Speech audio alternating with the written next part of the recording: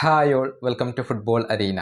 Manchester യുണൈറ്റഡിൻ്റെ പരിശീലകനായിക്കൊണ്ട് Michael Carrick വന്നതിന് ശേഷം അവർക്ക് നല്ല കാലമാണ്. പറയാൻ കാരണം 2 തകർപ്പൻ വിജയങ്ങളാണ് അവർ സ്വന്തമാക്കിയിട്ടുള്ളത്. മാഞ്ചസ്റ്റർ സിറ്റിയെ എതിരില്ലാത്ത 2 ഗോളുകൾക്ക് യുണൈറ്റഡ് പരാജയപ്പെടുത്തി. അതിനുശേഷം ആഴ്സണലിനെ 2-3 ഗോളുകൾക്ക് തോൽപ്പിക്കാൻ ഇന്നലെ മാഞ്ചസ്റ്റർ യുണൈറ്റഡിന് കഴിഞ്ഞിരുന്നു. അതുകൊണ്ട് തന്നെ ക്യാരിക്കിനെ സ്ഥിര പരിശീലകനാക്കണം എന്ന ഒരു ആവശ്യം മാഞ്ചസ്റ്റർ യുണൈറ്റഡിൻ്റെ ആരാധകർക്കിടയിൽ നിന്ന് തന്നെ ഉയർന്നു കേൾക്കുന്നുണ്ട്.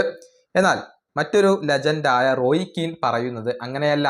എന്തൊക്കെ സംഭവിച്ചാലും ക്യാരിക്കിനെ സ്ഥിര പരിശീലകനാക്കേണ്ടതില്ല എന്ന ഒരു അഭിപ്രായക്കാരനാണ് റോയ് കീൻ.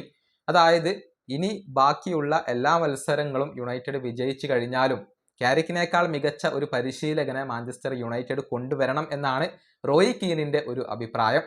ഇന്നലത്തെ മത്സരത്തിന് ശേഷം സംസാരിക്കുകയായിരുന്നു അദ്ദേഹം. അദ്ദേഹത്തിൻ്റെ വാക്കുകൾ ഇങ്ങനെയാണ്: നിലവിൽ ക്യാരിക്കിന് കീഴിൽ മാഞ്ചസ്റ്റർ യുണൈറ്റഡിന് ഒരു മൊമെൻറ്റം ലഭിച്ചിട്ടുണ്ട്. പക്ഷേ ഒരു സ്ഥിര പരിശീലകനായിക്കൊണ്ട് ഞാൻ അദ്ദേഹത്തെ കാണുന്നില്ല. ഇനിയിപ്പോൾ ഈ സീസണിൽ ബാക്കിയുള്ള എല്ലാ മത്സരങ്ങളും മാഞ്ചസ്റ്റർ യുണൈറ്റഡ് വിജയിച്ചാലും അദ്ദേഹത്തിന് സ്ഥിര പരിശീലകനാവാനുള്ള ഒരു അർഹതയുണ്ടെന്ന് എനിക്ക് തോന്നുന്നില്ല. ലീഗിൽ 4-ാം സ്ഥാനത്ത് ഫിനിഷ് ചെയ്താലും ക്യാരിക്കിന് യോഗ്യത ഉണ്ടെന്ന് എനിക്ക് തോന്നുന്നില്ല.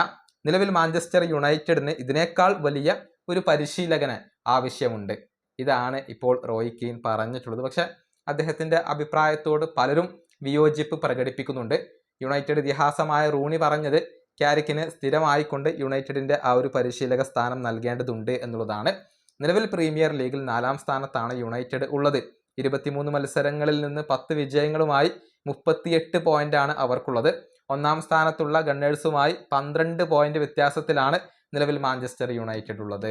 ഈ വീഡിയോ അവസാനിപ്പിക്കുന്നു. അടുത്തൊരു വീണ്ടും കാണാം.